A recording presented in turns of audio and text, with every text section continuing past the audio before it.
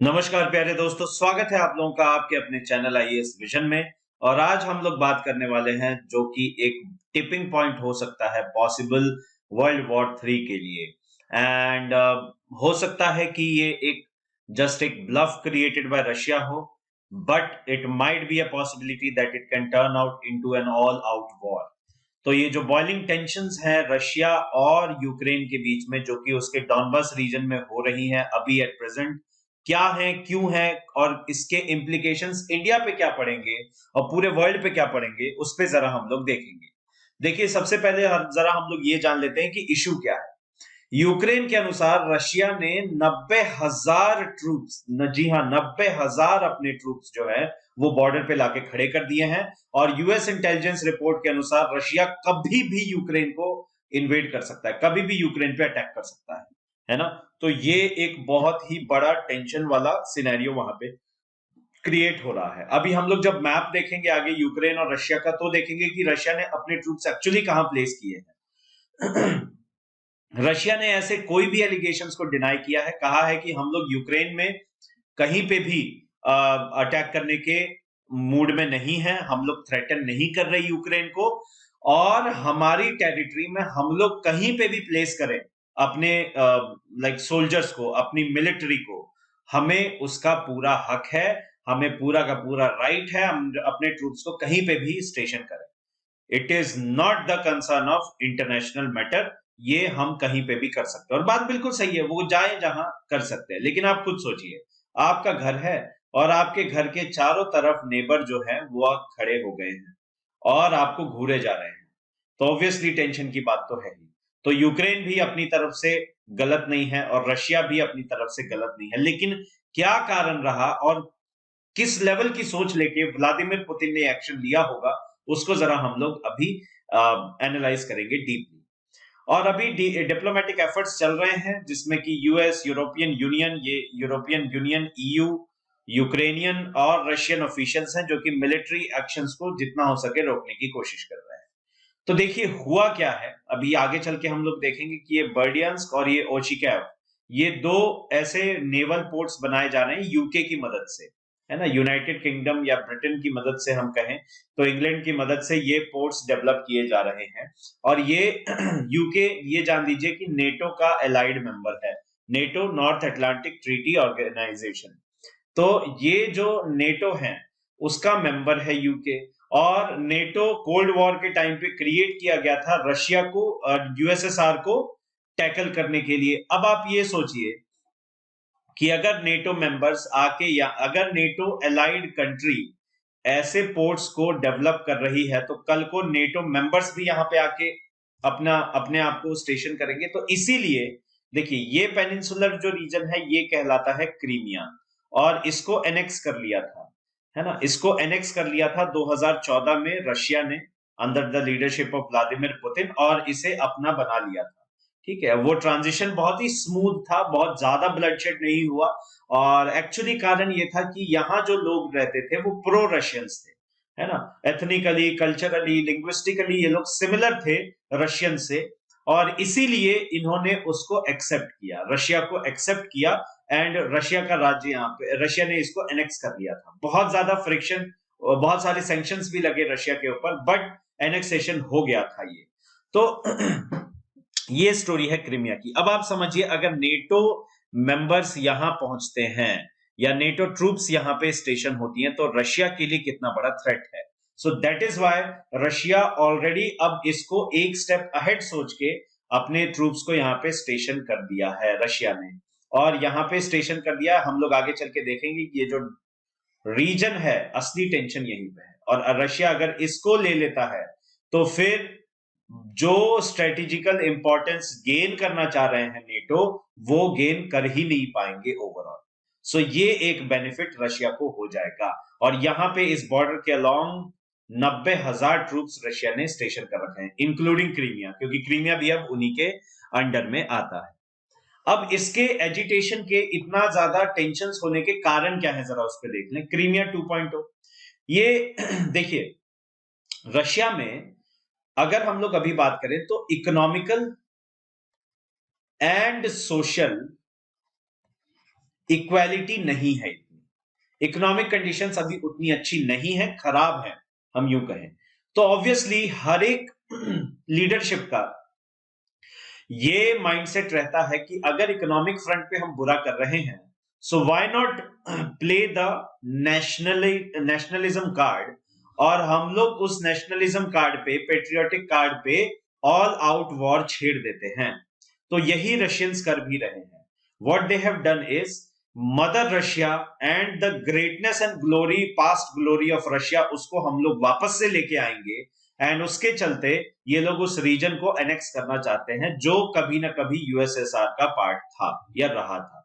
So that is why Russians are so much into this. ठीक है। उसके अलावा जो यूक्रेन है वो अभी तक नॉन अलाइंड था, यानी कि जो वॉर्सो ट्रीटी थी, वॉर्सो ट्रीटी बेसिकली अब वो तो उसकी सिग्निफिकेंस नहीं है, वो यूएसएसआर को सपोर्ट करती थी, और जो नेटो ट्रीटी थी जो कि अमेरिकन एंड यूरोपियन यूनियन को सपोर्ट करती थी, यूएस एंड ईयू, तो इनमें से किसी में भी नहीं था। ठीक है। जब ब्रेक हुआ तो फिर उसके बाद में जब यूएसएसआर ब्रेक हुआ तो यूक्रेन एक तरीके से नॉन अलाइंड पोजीशन अटेन कर चुका था, ना वो यूरोपियन यूनियन की तरफ लीनिंग था, ना ही वो आपका रशिया की तरफ लीनिंग था। सो अब बात ये चल रही है कि यूक्रेन को नेटो में हम लोग इंडक्ट करते हैं, यूक्रेन जो है उसको नेटो में बुला लिया जाए, नेटो मेंबर बना लिया जाए। अगर ऐसा हो जाता है तो सोचिए, वापस से मैप को देखिए, रशिया के लिए कितना बड़ा थ्रेट हो जाएगा। अब रशिया बॉर्डर पे, रशियन बॉर्डर पे आराम से नेटो ट्रूप्स भी आ सकती हैं। सो ये एक बहुत बड़ा इशू हो सकता है जिसको रशिया काउंटर करना चाहता है, और इसीलिए पहले से ही उसने एजिटेट करना चालू कर दिया है। उसके अलावा रशिया जो है वो यूएस लेड मिलिट्री अलायंसेस से वरीड है, यानी कि इसके जो दरवाजा है वहां तक ये नेटो पहुंच सकते हैं, नेटो ट्रूप्स स्टेशन हो सकते हैं, इसीलिए रशिया वरीड है। और उसके बाद रशिया चाहता है कि ऐसा एक प्रेशर टैक्टिक बना के हम लोग क्या करें, ये एक अश्योरिटी ले लें यूक्रेन से, यूक्रेन की नाटो में इंडक्ट ना होने की अश्योरिटी ले लें यूएस से, यानी यूएस से ये लिखवा लें, ये अश्योरिटी ले लें कि कुछ भी हो जाए यूक्रेन नेटो में इंडक्ट नहीं होगा, नेटो मेंबर नहीं बनेगा। तो ये इनकी चाहत है कहीं ना कहीं, राइट। उसके अलावा भी और रीजंस हैं, जैसे प्रेशर टैक्टिक्स। देखिए, जो आपका रशिया है वो चाहता है कि एक हाथ की दूरी बनी रहे यहां पे नेटो मेंबर से, और अगर रशिया इस रीजन को कैप्चर कर लेता है तो ये अपना पंजा मार के यहां पे इसने इस रीजन को हथिया लिया, तो अब बचा सिर्फ इतना सा रीजन। और अगर रशियन ट्रूप्स यहां आ जाते हैं तो नेटो मेंबर्स को बहुत, नेटो ट्रूप्स जो अगर स्टेशन होते भी हैं यूक्रेन के नेटो में इंडक्ट होने से, तो रशिया को एक स्ट्रेटेजिक एडवांटेज मिल जाएगा। तो रशिया ये चाहता है कि दूरी भी बनाए रखे और अपने जो मिलिट्री स्ट्रांग होल्ड है इसको और ज्यादा स्ट्रांग कर ले। उसके अलावा जो उस पे सैंक्शंस लगे हैं उनमें भी रिलीफ पा सके, और जो कंसेशंस हैं उनको भी पा सके। जैसे बहुत बड़ा ऑयल एंड गैस रिजर्व जो है इनका, वो ये लोग सेल आउट नहीं कर पा रहे बिकॉज ऑफ द सैंक्शंस जो इन पे लगे हुए। ठीक है। उसके अलावा मिन्स्क एग्रीमेंट हुआ था 2014 में, जो रशियन बैक्ड सेपरेटिस्ट थे, यानी कि जो रीजन है, अभी मैं आपको रीजन दिखाऊंगा, जैसे यहाँ पे हम लोग रीजन देखें, डॉनबास रीजन। तो ये जो डॉनबास रीजन है इसमें लुहांस्क और डोनेट्स्क आते हैं, तो यहाँ पे प्रो रशियन है। ठीक है, प्रो रशियन। अच्छा, ये एजोव सी है, और ध्यान रखिएगा यहां पे है क्रीमिया जो पहले ही रशिया एनेक्स कर चुका है। और सोचिए अगर यहां पे भी रशिया आ जाता है तो नेटो ट्रूप्स को काउंटर करने के लिए इसके पास बहुत बड़ा एक स्ट्रेटेजिक एडवांटेज होगा, और नेटो ट्रूप्स पहुंचेंगे उससे पहले ये और भी अंदर घुस के आगे चल के और भी एरिया एनेक्स कर चुका होगा। सो रशिया के लिए ये एक विन विन सिचुएशन नजर आती है। उसके अलावा जो मिन्स्क अग्रीमेंट हुआ था ये ईस्टर्न यूक्रेन यानी डॉनबास रीजन में 2015 में हुआ था। 13 पॉइंट सीज फायर रीजन था, एक डील थी जिसको ये बोल रहा है रशिया कि यूक्रेन अपनी डील को ऑनर नहीं कर रहा है, और इसीलिए बिकॉज एथनिकली वो लोग रशियन लोग हैं डॉनबास रीजन में, तो हम लोग उनकी एड के लिए वहां पे आएंगे और हम लोग अपना सपोर्ट उनको देंगे चाहे कुछ भी हो। उसके अलावा जो मैंने आपको बताया UK Britain Ukraine Britain defence deal जो हुई है, उसमें ब्रिटेन की मदद से यूक्रेन जो है नेवल पोर्ट्स बना रहा है ओशाकीव और बर्डियांस्क में, जो हमने देखे भी थे। और रशिया इसको एक अपना टेक्टिकल डिसएडवांटेज देखता है वेस्ट की तरफ से, क्योंकि ये ध्यान रखिए ब्रिटेन एक नेटो मेंबर है। अगर नेटो मेंबर्स के वहां पे एड से पोर्ट बनता है तो कल को नेटो मेंबर की नेवी भी वहां पहुंचेगी, और यूक्रेन के लिए एक बहुत बड़ा खतरा है, सॉरी रशिया के लिए एक बहुत बड़ा टेक्टिकल डिसएडवांटेज है। यूक्रेन के अंदर कितने इंटरेस्ट हैं वेस्ट के, जरा वो भी देख लीजिए।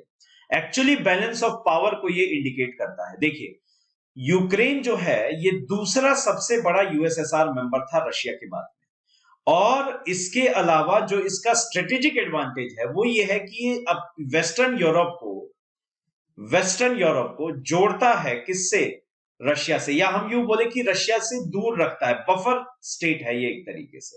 अगर ये बफर स्टेट है तो ऑब्वियसली ये भी अपना इंफ्लुएंस डालना चाहेंगे, ये भी अपना डालना चाहेंगे। दैट इज व्हाई यूक्रेन में इंटरेस्ट वेस्टेड हैं, लाइड है यूरोपियन यूनियन एंड यूएस के, राइट। तो ये एक बफर स्टेट है रशिया और वेस्ट के बीच में, जैसा कि हमने देखा अभी।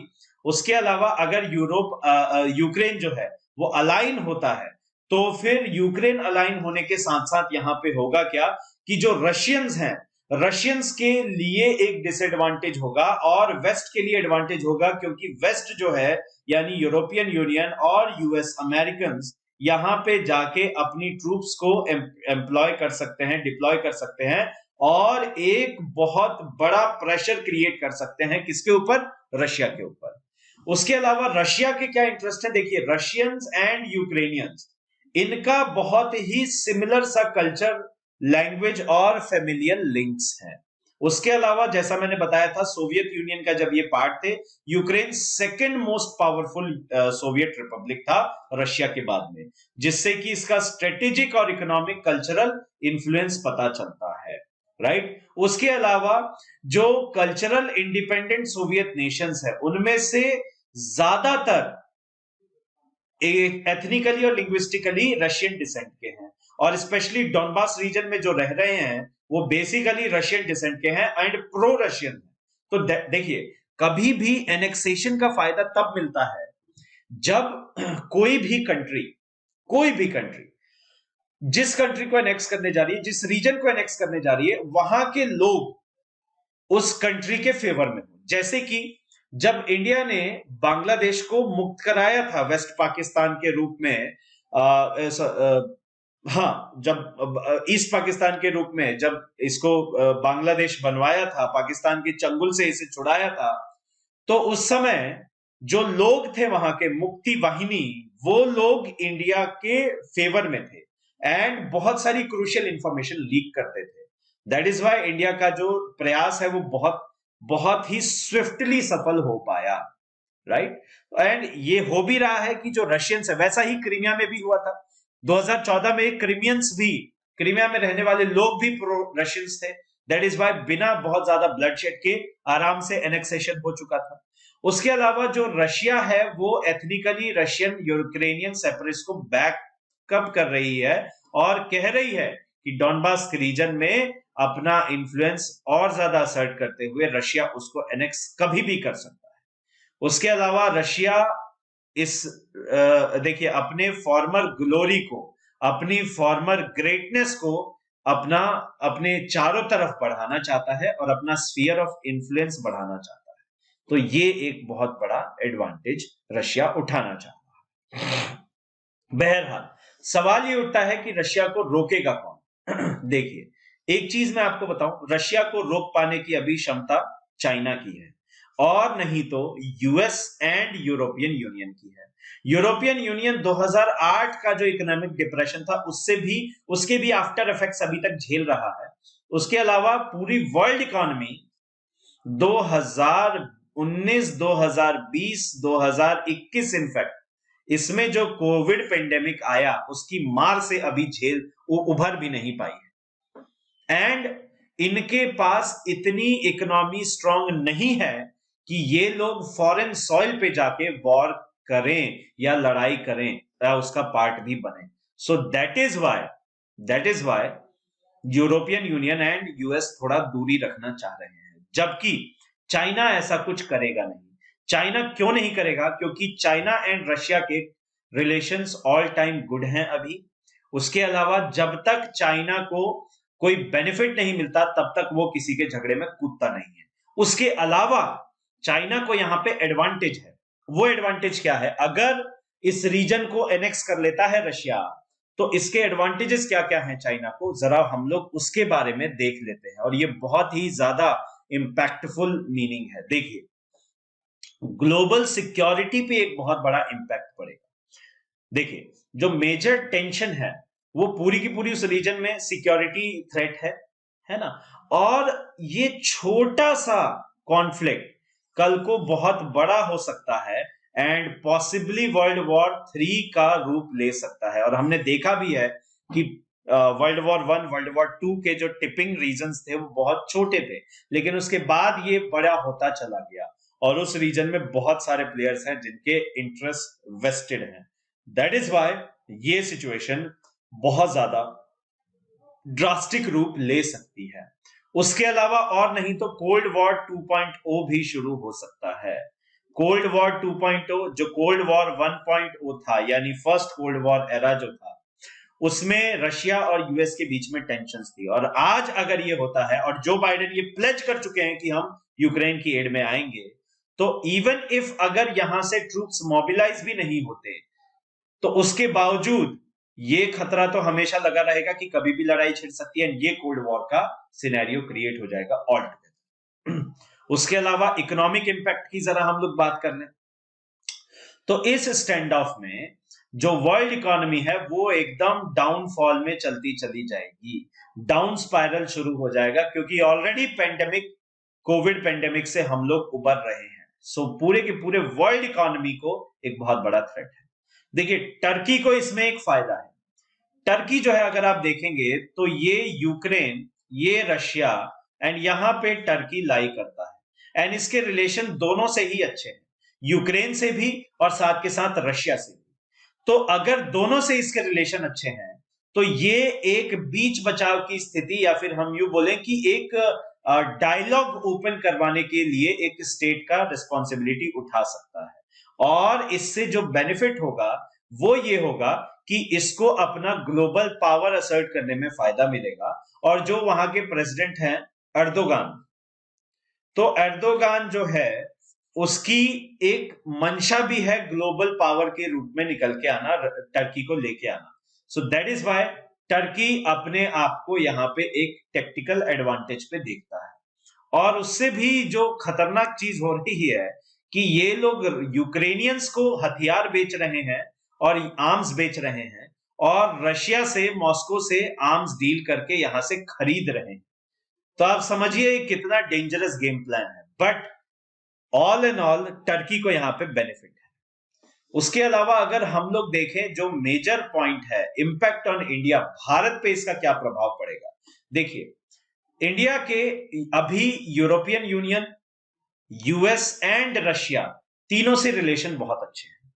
और अगर ये कॉन्फ्लिक्ट और बड़ा होता है तो फिर इंडिया को इंक्लिनेशन की तरफ जाने के लिए फोर्स करेंगे सभी। लेकिन ना चाहते हुए भी इंडिया क्या करेगी, इंडिया को नॉन अलाइंड मूवमेंट अपना रीवैम्प करना पड़ेगा, वापस से स्टार्ट करना पड़ेगा, जो आजादी के जस्ट बाद प्रधानमंत्री नेहरू जी ने दिए थे।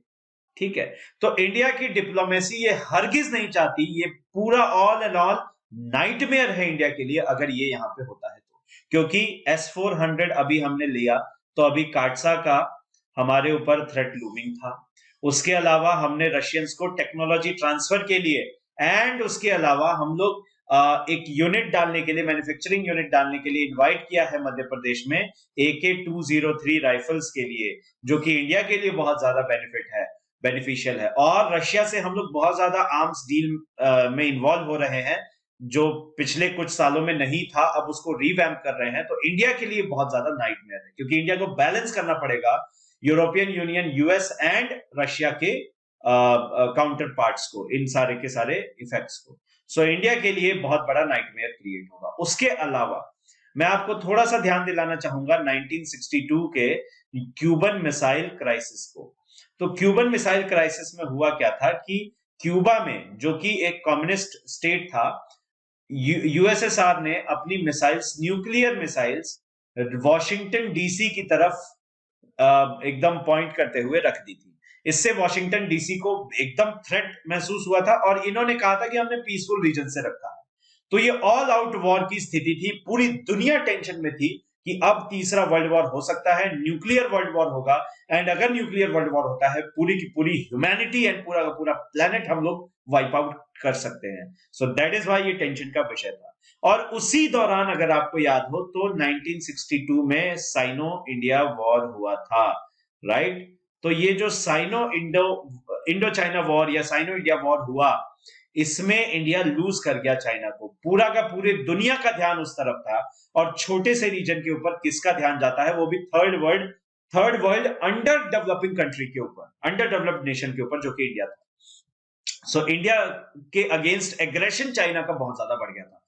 तो पहला एडवांटेज तो चाइना ये ले सकता है ताइवान के ऊपर अटैक करके, क्योंकि जितना इंटरेस्ट ताइवान में यूएस का है, उससे ज्यादा interest NATO and European union में यूएस का है।